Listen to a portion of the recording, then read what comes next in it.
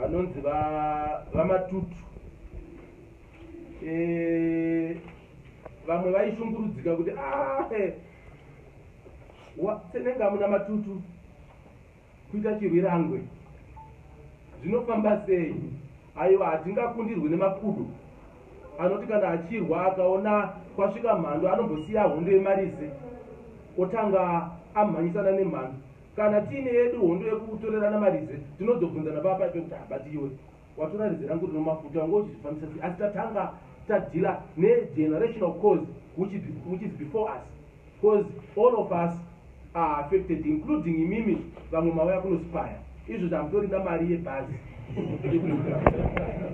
but you are selling your souls to the devils because of 30 pieces of silver. So over to you, Ramatutu. Waita basa Godfrey Serenga mduka mauto wataura chekutanga waporojeza utanono pane zvazviitika ndandiri pafoni nemunhu wanga achitoda kundipa mari ndisataura ndoda kutaura kana murambiri. But anyway, ndafara kuti Godfrey Serenga waindicata kuti the reason why tiri pano hazvinei nepati yemunhu kana organization yemunhu, because at the end of it maproblems edu haana chekuita namapato evanhu, ane chekuita nesu and our future. Isi tinobhiliva kuti Zimbabwe comes first before anything else. Ndisati ndafunga zvimwe zvinhu ndofanira kuziva kuti ndiri muZimbabwe, my conduct inofanira kuindicata that Zimbabwe is myself. Ndo zvatinobhiliva ini. Vasi vanhu vakawanda vanoda kutaura vasingadi kutaurwa nevamwe, but hazvirevi kuzofanira kunyaragwa. Kune variko vongoguta matumbu voga, and you ask yourself, but if I am to let these people go like this, what is it that I'm going to benefit? Iso kwatinobva takatogadzirira kuti zvigaro zvapera mangwana tokota zvesipiso wakanaka handei mberi asi nenyaya yecorruption hatinyarari. Because at the end of it, people may be comfortable where they are because they think it's comfortable. Until unomubvisa mazuva ese uya unobira nyika azobvisa mari iya yaanomupa every day, that's why you realize that you are lost, you are nowhere near anything that is comfortable. Hama dzamu dzikatarisa vanhu varume vakawanda ndoona kuti age group yedu takada kungofanana zviri mayunivhesiti. You must ask yourself, kunohamba mhoro sandipinda apa ndoziva kuti vakabhadhara kuti orit tomoti wapiwa 10,000 US dollars and then what? Musa inopera anodzokera nekuti ini naTserenga mati hazotauri zvatataura nhasi futi zvakuwanisa mari, saka uchazodzokera here unopiwa imwe kokusina zvekutaurisa. Ask yourself those questions. No believer in fair distribution of wealth in a country where citizens are equal according to our constitution. We believe that yes, there are those that are doing their business, but there are also customers that buy or do business with them. So those people have got equal rights in terms of our constitution. How then we have a situation whereby it is person A chakuta economy management. Uruku vakamatoilet kumisha, uri kugadzira masola, uri kukova moto indepi, and what kind of a country is that? Isusu paunhu hwedu sevanhu without necessarily attacking ourselves to anyone else, we believe that our President Mugabe deserves genuine support. Genuine support. I have to emphasize on that. But I don't believe Amawani says they will understand that the president needs genuine support. There are people who are stealing. Vachinovanda kuseri kwatisingazivi futi kuti kwavakawanda munhu wacho uri pakatezwa unoti vakawanda kuseri. That is ending today. We want a situation whereby kana ndiri mbavha samati kuti zvazvinyepa vakusamita yavo, but kana ndiri mbavha chaiyo chaiyo ndimire ndogara nditongwe ndinde kujere because ndiri kubira nyika zvisina mumwe munhu unopinda pakati. This is the approach that we are chosen to take. The international companies that are coming to invest in our country, tinotenda maefforts egovernment kuti such people are coming, and tinoshuvira kudai tawana more and more FDI coming to our country nokuti zvinobatsira kustabilize economy. But our own local people must not teach vanhu vabva kunze vane intention yakanaka kuita business zvinoori mukati zviri straightforward simply because they want money. That is wrong. And ndo zvatinoda kutaura nezvazvo. Ndichakuonesai tichiita zvedu makwikwi ekureva vanhu. Vamwe vakamboti rimwe gore tareva vakatisungisa asi takavapindura vakanyarara zvachose. Meaning pamwe zvatakavapindura vakazva ndezvechokwadi kana vachawisa zvimodonwa. But we have prepared ourselves for this. Whatever consequences, just like what Senegal might say, we don't care, we don't mind. But the message is being sent. Whatever that's going to happen after now doesn't matter because the message is being sent.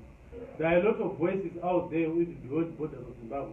We are listening to this, you get this information, and they will know what we have said and the cause, the reason why we are saying it. The guy in Bota Arabamsope Mune Kudata Play. Bomziva. Ishuri yangu kutumia kuisa kuti chinoita kuti ave iye unosapplya fuel tikaenda kukomanda agrout ndiye wakamboda kuongorogwa akadzvenga hapana paasiri including the money that is in the streets it is coming from him. Well, we are waiting for him to do that because we also do these things after doing a lot of this. How does an individual go to my banks to withdraw money, my amounts are not shrink 500,000 cash, to do what? At some point in time, my accounts are but they were frozen. So it's to move back to right, but let them prove us. But as far as we are concerned, majority of our problems is coming from this special code that is there.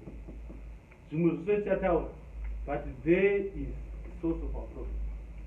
Our challenge is that some person would want to come in between people who have got nothing to do with his criminality or his corruption to try and pretend as if it's for someone's protection who is not true. Let him prove the world, let him prove Zimbabwe that his corruption is put in us blessing. Iye hangaoni kumskripti achitengesa mari but unenge areva nawo vamwe takambotaura nezvavo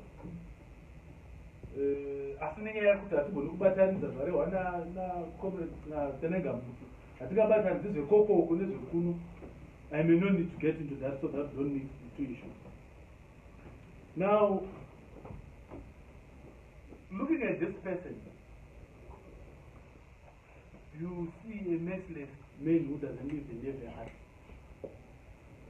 If you look at what is happening in our country, the effort that is made by the government, then you have someone else taking advantage of that effort to try to marry Ioka.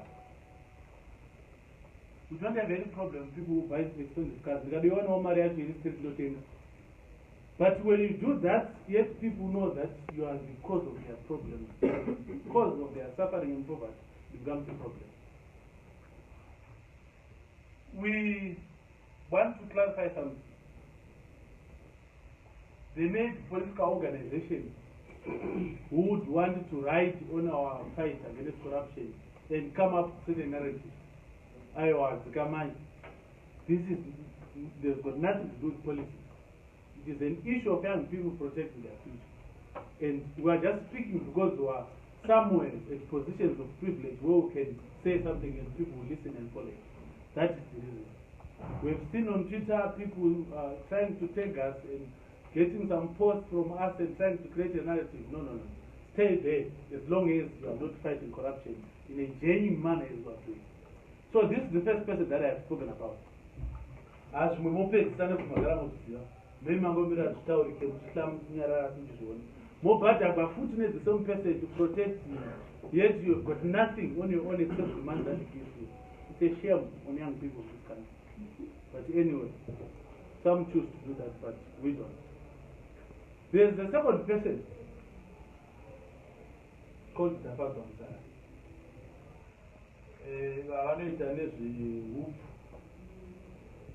Variko kuimboda chibadzi variko kuchigaya variko kutengesa upowacho. But there comes the problem. Upo wakazara black market more than where they are supposed to be. And even in as much as government is subsidizing price of upo, But hauchaonekwi and people are queuing for millions, then you tend to wonder what is really taking place. Havangaramba varuita mari wogaka vanhu vachitambura nekushaya kudzimba. Him and a clique of white people that he's working with, yavanozvipa some name, some funny committee. I think they must just stop what they're doing.